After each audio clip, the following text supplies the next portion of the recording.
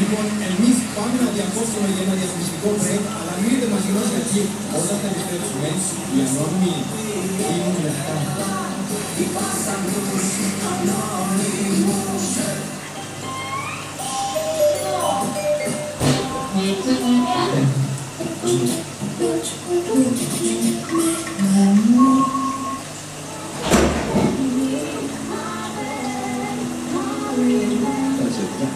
Πρέπει να κερδίσουν κοινό και πολιτική επιτροπή. Η πολιτική θέλει σκληρή δουλειά. Πράγματα που Ναι. Να βλέπω το φυλάδι που το βιβλίο.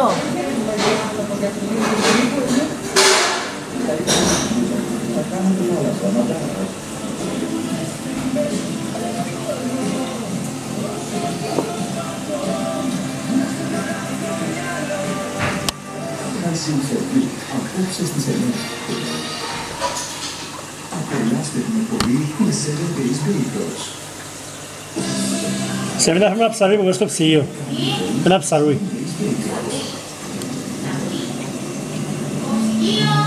Μας το φαλά μου.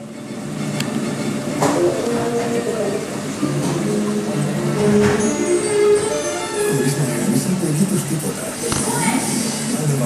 Τέλεια μπροστά, έχει ένα σακουλούι. Τέλεια μπροστά, αγάπη μου.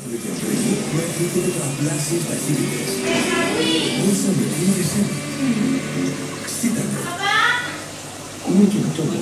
Νομίζω ότι θα είναι πολύ χρήσιμο. Η οδοντοφρονασία ποτέ βοηθά στην αναβόληση των ευαίσθητων σημείων του δοντιού.